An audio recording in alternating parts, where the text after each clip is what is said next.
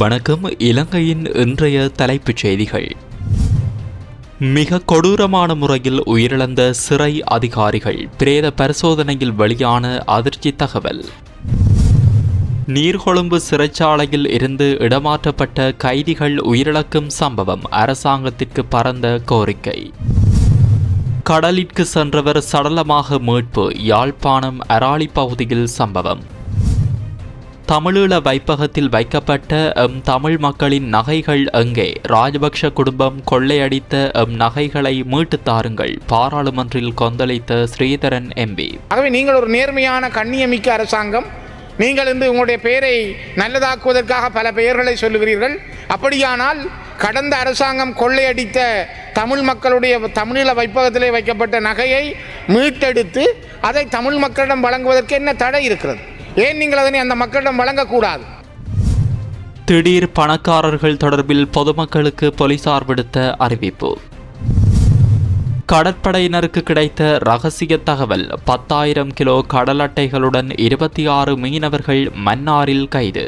அவை எமது தலைப்புச் செய்திகள். இனி தொடர்பான விரிவான செய்திகள். அதற்கு முன்பதாக நீங்கள் எமது உரிமைக்குரல் நியூஸ் சேனலுக்கு புதியவர் என்றால் இப்போதே எமது நியூஸ் சேனலை சப்ஸ்கிரைப் செய்து தொடர்ந்தும் இணைந்திருங்கள். இனி தொடர்பான விரிவான செய்திகள். நீர்கொழும்பு சிறைச்சாலையில் அண்மையில் இடம்பெற்ற வன்முறை சம்பவத்தில் உயிரிழந்த சிறை அதிகாரிகள் மற்றும் கைதிகளுக்கான பிரேத பரிசோதனைகள் நிறைவடைந்துள்ள நிலையில் அதில் பல முக்கிய தகவல்கள் வெளியாகியுள்ளன. பிரேத பரிசோதனை அறிக்கைகளின்படி உயிரிழந்த சிறை அதிகாரிகள் தலையில் ஏற்பட்ட கடுமையான காயங்களால் மரணமடைந்துள்ளனர். அவர்கள் கடுமையாக தாக்கப்பட்டதற்கான அடையாளங்களும் கண்டறியப்பட்டுள்ளதாக தெரிவிக்கப்படுகிறது. ஜூலை 5 மற்றும் 6 தேதிகளில் இடம்பெற்ற வன்முறை சம்பவத்தில் உயிரிழந்த 24 பேருக்கு மருத்துவர் சுஜீவ விக்ரமநாயக்க தலைமையிலான 5 பேர் கொண்ட தடயவியல் மருத்துவ குழு பிரேத பரிசோதனைகளை மேற்கொண்டது. அதன்படி 24 மரணங்களில் 14 பேர் துப்பாக்கிச் சூட்டினாலும் 9 பேர் தாக்குதல்களினாலும் உயிரிழந்துள்ளதாக உறுதி செய்யப்பட்டுள்ளது. மேலும் ஒரு மரணத்திற்கான இறுதி காரணம் இதுவரை தீர்மானிக்கப்படவில்லை. கொழும்பு தேசிய மருத்துவமனையில் சிகிச்சை பெற்று வந்த போது உயிரிழந்த சிறை காவலர் தொடர்பான தகவலும் மாளிகாகந்த நீதவான் நீதிமன்றத்தில் சமர்ப்பிக்கப்பட்டதாக தெரிவிக்கப்பட்டுள்ளது. அதேவேளை பிரேத பரிசோதனை தொடர்பான சான்றுகளின் ஆய்வுகளும் நிறைவடைந்துள்ளன. நீர்கொழும்பு மருத்துவமனையில் வைக்கப்பட்டிருந்த 28 உடல்களில் 24 உடல்களின் பிரேத பரிசோதனைகள் நிறைவடைந்து அவை உறவினர்களிடம் ஒப்படைக்கப்பட்டுள்ளன. மீதமுள்ள 4 உடல்களுக்கான பரிசோதனைகள் தொடர்ந்து நடைபெற்று வருகின்றன. உயிரிழந்தவர்களில் ஒருவராக இந்திய பிரஜையும் அடங்குவதாக அதிகாரப்பூர்வ தகவல்கள் வெளியாகியிருந்தமையும் குறிப்பிடத்தக்கது. இந்த சம்பவம் தொடர்பில் உயிரிழந்த 8 சிறை அதிகாரிகள் மற்றும் 21 கைதிகளின் பிரேத பரிசோதனை அறிக்கைகளை நீதிமன்றத்தில் சமர்ப்பிக்குமாறு நீர்கொழும்பு தலைமை நீதவான் ஷிலானி பெரேரா முன்னதாக உத்தரவிட்டிருந்தார். மேலும் சம்பவம் தொடர்பான விரிவான விசாரணை அறிக்கையையும் நீதிமன்றத்தில் தாக்கல் செய்யுமாறு காவல்துறைக்கு உத்தரவிடப்பட்டுள்ளது. இதேவேளை இந்த வன்முறை சம்பவத்திற்கு பின்னர் நீர்கொழும்பு சிறைச்சாலை குற்ற நிகழ்விடமாக அறிவிக்கப்பட்டுள்ளதால் அங்கு கைதிகளை தொடர்ந்து தங்க வைத்திருப்பது பொருத்தமற்றது என சிறை நிர்வாகம் தீர்மானித்துள்ளதாக நீதி மற்றும் தேசிய ஒருமைப்பாட்டு அமைச்சு தெரிவித்துள்ளது. மேலும் வன்முறையால் சிறை வளாகத்திற்கு பாரிய சேதம் ஏற்பட்டுள்ளதுடன் ஏற்பட்ட சேதத்தின் முழுமையான மதிப்பீட்டு அறிக்கை இன்னும் தயாராகவில்லை என்பதும் குறிப்பிடத்தக்கது. நீர்கொழும்பு சிறைச்சாலையில் இடம்பெற்ற வன்முறை சம்பவத்தை தொடர்ந்து வேறு சிறைச்சாலைகளுக்கு மாற்றப்பட்ட கைதிகள் சிலர் உயிரிழந்ததாக வெளியாகியுள்ள தகவல்கள் தொடர்பில் சுயாதீனமான மற்றும் வெளிப்படையான விசாரணை நடத்துமாறு சர்வதேச மன்னிப்பு சபை இலங்கை அரசாங்கத்திடம் வலியுறுத்தியுள்ளது. நீர்கொழும்பு சிறைச்சாலையில் அண்மையில் ஏற்பட்ட பதற்றமான சூழ்நிலையை அடுத்து பாதுகாப்பு காரணங்களை குறிப்பிட்டு கைதிகள் குழு ஒன்று பிற சிறைச்சாலைகளுக்கு மாற்றப்பட்டதாக தெரிவிக்கப்படுகிறது. எனினும் அந்த இடமாற்றங்களுக்கு பின்னர் சில கைதிகள் உயிரிழந்ததாக வெளியாகியுள்ள தகவல்கள் கவலைக்கிடமானவை என்றும் அந்த மரணங்கள் நிகழ்ந்த விதம் தொடர்பில் சுயாதீனமான விசாரணை அவசியம் என்றும் சர்வதேச மன்னிப்பு சபை தனது அறிக்கையில் குறிப்பிட்டுள்ளது. அரசின் பாதுகாப்பில் உள்ள அனைவரின் உயிர் மற்றும் பாதுகாப்பை உறுதி செய்வது அரசாங்கத்தின் சட்டப்பூர்வமான பொறுப்பாகும் எனவும் அந்த அமைப்பு வலியுறுத்தியுள்ளது. மேலும் இந்த உயிரிழப்புகள் தொடர்பான விசாரணைகள் சர்வதேச மனித உரிமை தரநிலைகளுக்கு அமைவாக முன்னெடுக்கப்பட வேண்டும் என்றும் சித்திரவதை, துஷ்பிரயோகம் அல்லது அலட்சியம் இடம்பெற்றிருந்தால் இருந்தால் அதற்கு பொறுப்பானவர்களுக்கு எதிராக தாமதமின்றி சட்ட நடவடிக்கை எடுக்கப்பட வேண்டும் என்றும் கோரப்பட்டுள்ளது. இதேவேளை இலங்கை சிறைச்சாலைகளில் நீண்ட காலமாக நிலைவரும் அதிக நெரிசல், பாதுகாப்பு சவால்கள் மற்றும் கைதிகளின் மனித உரிமைகள் தொடர்பான பிரச்சினைகள் குறித்து சர்வதேச அமைப்புகள் தொடர்ச்சியாக கவலை வெளியிட்டு வருவதாகவும் அந்த அறிக்கையில் சுட்டிக்காட்டப்பட்டுள்ளது. இந்த சம்பவம் தொடர்பில் பாரபட்சமற்ற, நம்பகத்தன்மை வாய்ந்த மற்றும் வெளிப்படையான விசாரணை நடத்தப்படுவது நீதியை நிலைநாட்டுவதற்கும் அரசாங்கத்தின் பொறுப்புக்கூறலை உறுதிப்படுத்துவதற்கும் முக்கியமானதாக இருக்கும் என சர்வதேச மன்னிப்பு சபை தெரிவித்துள்ளது. யாழ்ப்பாணம் அராலி மேற்கு கடலில் இருந்து குடும்பஸ்தர் ஒருவரின் சடலம் மீட்கப்பட்டுள்ள சம்பவம் இடம்பெற்றுள்ளது. இவ்வாறு சடலமாக மீட்கப்பட்டவர் அராலி மத்தி வட்டுக்கோட்டையை சேர்ந்த 49 வயதான செல்லையா சிவகுமார் என தெரிவிக்கப்படுகிறது. இந்த சம்பவம் குறித்து மேலும் தெரிய வருகையில், குறித்த நபர் நேற்று காலை கடற்றொழிலுக்கு சென்ற நிலையில் மதியம் 12:40 மணியளவில் அவர் கடலில் சடலமாக மிதப்பதை வேறு கடற்றொழிலாளர்கள் அவதானித்தனர். பின்னர் இது குறித்து உறவினர்களுக்கும் வட்டுக்கோட்டை காவல்துறையினர் தகவல் வழங்கப்பட்டது. பின்னர் சம்பவ இடத்திற்கு விரைந்த காவல்துறையினர் சடலத்தை மீட்டு யாழ்ப்பாணம் போதனா மருத்துவமனைக்கு கொண்டு சென்றனர். சடலம் மீதான மரண விசாரணைகளை திடீர் மரண விசாரணை அதிகாரி ஜெயபாலசிங்கம் மேற்கொண்டார். சம்பவம் குறித்து வட்டுக்கோட்டை போலீசார் மேலதிக விசாரணைகளை முன்னெடுத்து வருகின்றமை குறிப்பிடத்தக்கது.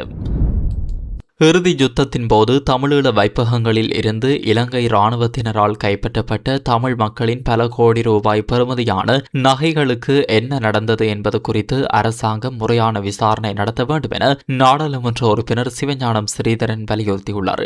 நேற்றைய தினம் நாடாளுமன்றத்தில் கருத்து தெரிவிக்கும் போதே அவர் இந்த கேள்வியை முன்வைத்துள்ளார். இது குறித்து அவர் மேலும் கருத்து தெரிவிக்கையில், தமிழர்கள் தங்களுடைய நகைகளை அடகு வைத்திருந்தார்கள். இறுதி யுத்தத்தின் பொழுதும் அந்த நகைகள், அடைவில் இருந்த நகைகளை எடுக்கக்கூடியவர்கள் மீள எடுத்திருந்தார்கள்.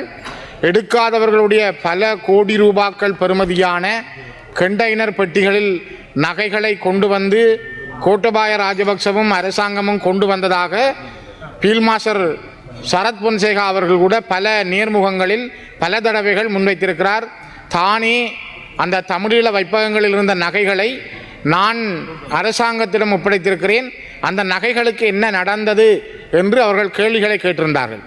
நான் கேட்கிறேன், இந்த உயர்ந்த சபையினூடாக இறுதி யுத்தத்தின் பொழுது தமிழர்களிடமிருந்து பறிக்கப்பட்ட இந்த நகைகள் தூயதாக்கப்படுவதற்காக உகண்டாவிலும் மஹிந்த குடும்பத்தினால் இப்பொழுதும் பேணி வைத்திருக்கப்படுவதாகவே செய்திகள் வருகின்றன. விடுதலை புலிகளிடமிருந்து அல்லது அவருடைய சொத்துக்களை பறிமுதல் செய்தவர்கள் கேபி என்று சொல்லப்படுகிற குமரனூடாக சொத்துக்களை பறிமுதல் செய்த கோட்டபாய ராஜபக்ச, மஹிந்த ராஜபக்ச குடும்பத்தினர் அந்த சொத்துக்களை பசில் ராஜபக்ச போன்ற அந்த ராஜபக்ச குடும்பத்தின் பேரிலே பல நாடுகளில் முதலீடு செய்திருப்பதாகத்தான் நாங்கள் இன்றும் இந்த செய்திகளை பார்க்கிறோம். ஆகவே தமிழர்களுடைய, அதிலும் ஏழைகள் தமிழீழ வைப்பகங்களிலே அடைய வைத்த அந்த நகைகளுக்கு என்ன நடந்தது? நான் கேள்வியாகவும் கூட கேட்டிருந்தேன். இதுவரை இந்த அரசாங்கம் பதவிக்கு வர முதல் இந்த அரசாங்க தரப்பிலே சொல்லியிருந்தார்கள், நாங்கள் அந்த நகைகளை மக்களிடம் கொடுக்கிறோம் என்று, நாங்கள் அதற்கான வழியை தேடுவோம் என்று. ஆனால் இப்பொழுது வேறு ஒரு கதையை சொல்லுகிறார்கள், அது அரசாங்கத்தினுடைய நிதி மூலத்துக்கு மாற்றப்படும் என்று. நான் சென்ற வாரம் கூட என்னிடம் யாழ்ப்பாணத்தில் இருந்து ஒரு அம்மா வந்திருந்தார். 50 பவுன் நகைகளை தான் தமிழீழ வைப்பகத்திலே பாதுகாப்பு பெட்டகத்திலே வைத்திருந்தேன். நான் அடைவு வைத்திருக்கவில்லை, பாதுகாப்பு பெட்டகத்திலே வைத்திருந்தேன். இதனை விட இதுவரை கிட்டத்தட்ட 816 பேர் என்னிடம் தங்களுடைய விண்ணப்பங்களை தந்திருக்கிறார்கள். தங்களுடைய தமிழீழ வைப்பகத்திலே வைக்கப்பட்ட அடைவு நகைகளை மீட்டு தாருங்கள், அது இலங்கை அரசாங்கத்தினுடைய படைகள் தானே கொண்டு போயிருக்கின்றன, அதனை அரசாங்கமே ஒப்புக்கொண்டிருக்கிறது, இப்பொழுது வந்திருக்கிற அரசாங்கமும் சொல்லியிருக்கிறது, நாங்கள் அதனை அந்த மக்களுக்கு வழங்குவோம் என்று. ஆகவே நீங்கள் ஒரு நேர்மையான கண்ணியமிக்க அரசாங்கம், நீங்கள் உங்களுடைய பெயரை நல்லதாக்குவதற்காக பல பெயர்களை சொல்லுகிறீர்கள். அப்படியானால் கடந்த அரசாங்கம் கொள்ளையடித்த தமிழ் மக்களுடைய தமிழீழ வைப்பகத்திலே வைக்கப்பட்ட நகையை மீட்டெடுத்து அதை தமிழ் மக்களிடம் வழங்குவதற்கு என்ன தடை இருக்கிறது? ஏன் நீங்கள் அதனை அந்த மக்களிடம் வழங்கக்கூடாது? நீங்கள் எத்தனையோ பேருக்கு விசாரணை நடத்துகிறீர்கள். சுரேஷ் ஆலையில் இருந்து பழைய ஜனாதிபதி கோட்டபாய ராஜபக்ச வரைக்கும் நீங்கள் பல பேருக்கான விசாரணைகளை மேற்கொள்கிறீர்கள். இந்த நகைக்கு என்ன நடந்தது? இது தமிழர்களுடைய நகை என்பதனால் நீங்கள் விசாரணை செய்யாமல் விடப் போகிறீர்களா? அல்லது இங்கும் ஒரு மிகப்பெரிய ஊழல் நடந்திருக்கிறது, மிகப்பெரிய ஒரு கரப்ஷன் நடந்திருக்கிறது, அப்படியானால் இந்த நகைகளுக்கு என்ன நடந்தது என்பதை விசாரிக்காமல் விடப் போகிறீர்களா?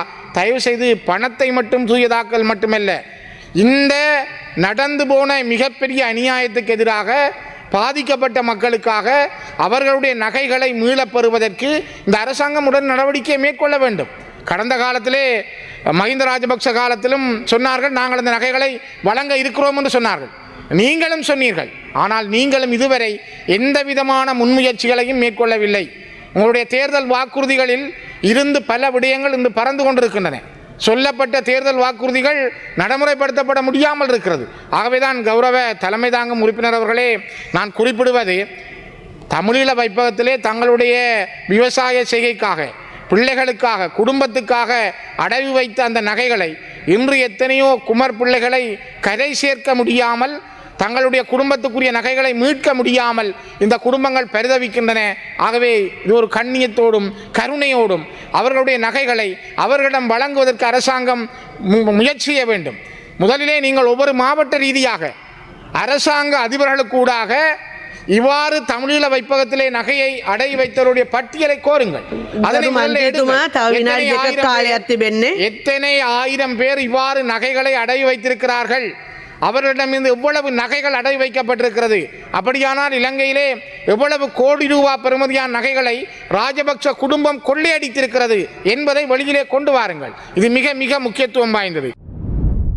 நாட்டில் சட்டபூர்வமான வருமான ஆதாரம் ஏதுமின்றி திடீரென பெரும் சொத்துக்களை பெற்று ஆடம்பரமான வாழ்க்கை வாழும் நபர்களை தாங்களும் குற்றப்புலனாய்வு துறையும் உன்னிப்பாக கண்காணித்து வருவதாக போலீசார் தெரிவித்துள்ளனர். மேலும் போதைப்பொருள் கடத்தல் மற்றும் பிற சட்டவிரோத வழிகள் மூலம் பெறப்பட்ட சொத்துக்கள் மற்றும் சட்டவிரோத உடைமைகள் தொடர்பான விசாரணைகள் நாடு முழுவதும் ஏற்கனவே நடைபெற்று வருவதாகவும் அவர்கள் தெரிவித்தனர். எனவே சமூகத்தின் நலனுக்காக சந்தேகத்திற்கிடமான நடவடிக்கைகள் குறித்து தங்களுக்கு தெரிவிக்குமாறு காவல்துறையினர் பொதுமக்களிடம் வேண்டுகோள் விடுத்துள்ளனர். இந்தியாவிலிருந்து சட்டவிரோதமாக இலங்கைக்கு கடத்தி வரப்பட்டதாக கூறப்படும் பெருமளவிலான கடல் அட்டைகளுடன் 26 மீனவர்கள் மன்னார் சவுத் பார்க் கடற்பரப்பில் நேற்றைய தினம் கைது செய்யப்பட்டுள்ளனர். கடற்படையினருக்கு கிடைத்த ரகசிய தகவலின் அடிப்படையில் முன்னெடுக்கப்பட்ட விசேட தேடுதல் நடவடிக்கையிலேயே இந்த கடத்தல் முயற்சி முறியடிக்கப்பட்டதாக தெரிவிக்கப்படுகிறது. இந்த நடவடிக்கையின் போது கடத்தலுக்கு பயன்படுத்தப்பட்ட 12 படகுகளும் சுமார் 10,000 கிலோகிராம் எடையுள்ள 60,448 கடல் அட்டைகளும் கைப்பற்றப்பட்டுள்ளன. பறிமுதல் செய்யப்பட்ட கடல் அட்டைகள் மற்றும் படகுகள் சவுத் பார்க் கடற்கரைக்கு கொண்டு வரப்பட்டு ஆரம்பகட்ட விசாரணைகளின் பின்னர் மன்னார் மாவட்ட கடற்றொழில் மற்றும் நேரியல் வள திணைக்கள அதிகாரிகளிடம் ஒப்படைக்கப்பட்டன. கைப்பற்றப்பட்ட கடல் அட்டைகள் அனைத்தும் தூய்மைப்படுத்தப்பட்டு பொலித்தீன் பைகளில் பொதியிடப்பட்ட நிலையில் இருந்ததாக அதிகாரிகள் தெரிவித்துள்ளனர். கடற்றொழில் திணைக்களத்தின் மேலதிக பரிசோதனைகளுக்கு பின்னர் பறிமுதல் செய்யப்பட்ட கடல் அட்டைகள் நேற்று மாலை கடற்படை மற்றும் போலீசார் முன்னிலையில் பகிரங்க ஏலத்தில் விற்பனை செய்யப்பட்டதாகவும் தெரிவிக்கப்படுகிறது. இதனிடையே கைது செய்யப்பட்ட 26 மீனவர்களையும் கடத்தலுக்கு பயன்படுத்தப்பட்ட 12 படகுகளையும் கைப்பற்றப்பட்ட பொருட்களையும் நீதிமன்றத்தில் ஆஜர்படுத்துவதற்கான மேலதிக சட்ட நடவடிக்கைகளை மன்னார் மாவட்ட கடற்றொழில் மற்றும் நேரியல் வள திணைக்கள அதிகாரிகள் முன்னெடுத்து வருகின்றனர். இத்துடன் இன்றைய தலைப்புச் செய்திகள் நிறைவடைகின்றன. மீண்டும் அடுத்த பிரதான செய்திகள் வாயிலாக சந்திப்போம்.